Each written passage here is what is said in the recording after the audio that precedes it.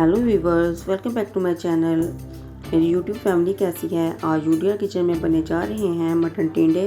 Mutton टिंडे बनाने के लिए मैंने एक देगची में 2 से 2.5 टेबल स्पून घी डाला है। घी को अच्छे तरीके से देगची में फैलाना है, फिर मटन शामिल करना है। मटन डालते वक्त आंच को हल्की रखना है ताकि देगची में मटन चिपक ना जाए। अगर आप मेरे चैनल पर नए हैं तो मेरे चैनल को सब्सक्राइब लाइक ज़रूर करें। मटन को घी के साथ अच्छे तरीके से भूनना है ताकि मटन का कलर चेंज हो जाए।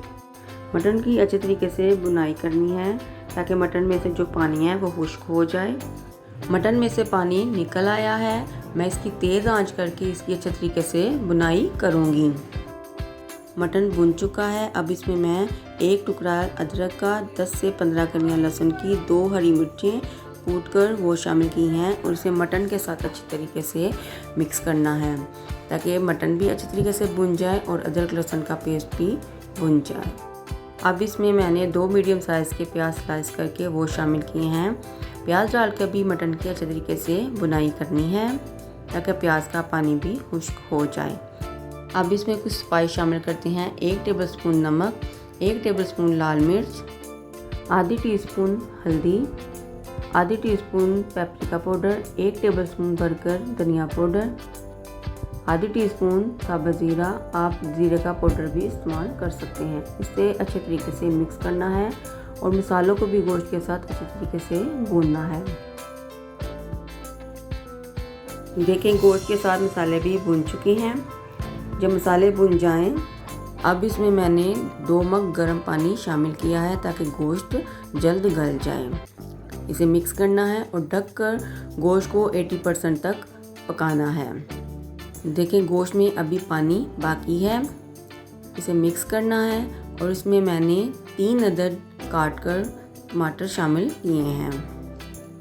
टमाटर डालकर इसे अच्छे तरीके से गोश्त की फिर से बुनाई करनी है। जितनी गोश्त की बुनाई होगी उतना ही सालन टेस्टी बनेगा और ढककर टमाटर के सॉफ्ट होने तक पकाना है। इधर मैंने टिंडे काट लिए हैं। टिंडे को पहले मैंने पील किया है, फिर इसे अच्छे तरीके से धोकर इसकी मैं कटिंग कर लूँगी। इस साइज़ के टिंडे मैंने स्लाइस किए हैं, आप छोटे बड़े कर सकते हैं। इधर गोश्त भी भुन चुका है।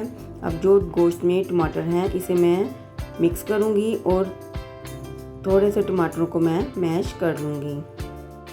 देखिए, गोश्त की अच्छे तरीके से बुनाई हो गई है, घी ऊपर आ गया है। अब इसमें मैं टिंडे शामिल करूँगी। टिंडे शामिल करने के बाद इसे मैं अच्छे तरीके से गोश्त के साथ मिक्स करूँगी ताकि सारा मसाला टिंडों में भी लग जाए।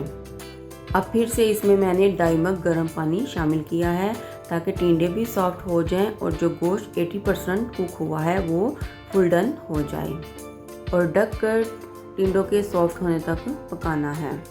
इस रेसिपी में मैंने 800 ग्राम मटन और 1000 ग्राम टिंडे लिए हैं। आप क्वांटिटी बराबर भी रख सकते हैं। देखें, टिंडे पक रहे हैं। 25 मिनट बाद टिंडे भी सॉफ्ट हो चुके हैं और पानी भी खुश्क हो चुका है। जितनी ग्रेवी मुझे चाहिए उतनी मैंने रख ली है। अगर आपको टिंडे गोश्त खुश्क पसंद है तो आप इसका सारा पानी खुश्क कर सकते हैं। अगर आपको ग्रेवी वाले पसंद है तो आप ग्रेवी वाले भी मेरी तरह बना सकते हैं। टिंडे सॉफ्ट हो चुके हैं।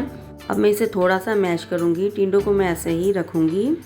अब इसमें मैं 1 टीस्पून कसूरी मेथी, 1 टीस्पून होममेड गरम मसाला और हरा धनिया डालकर इसे अच्छे तरीके से मिक्स करना है और इसे मैं दम पर 10 से 15 मिनट के लिए रखूँगी ताकि ग्रेवी और गाढ़ी हो जाए। 15 मिनट के बाद ग्रेवी वाले टिंडे गोश्त तैयार हैं। ये बहुत टेस्टी और मज़ेदार बने हैं। आप इसकी लुक चेक कर सकते हैं। अब मैं इसे सर्व करती हूँ। आप मेरे तरीके से बनाकर टिंडे गोश्त खाएंगे तो आपको पता चलेगा कि ये रेसिपी कैसी बनी है। अगर आपको मेरी रेसिपी अच्छी लगती है तो मेरी वीडियो को लाइक और शेयर करें और मेरे चैनल को सब्सक्राइब करें ताकि सबसे पहले नोटिफिकेशन आपके पास आए।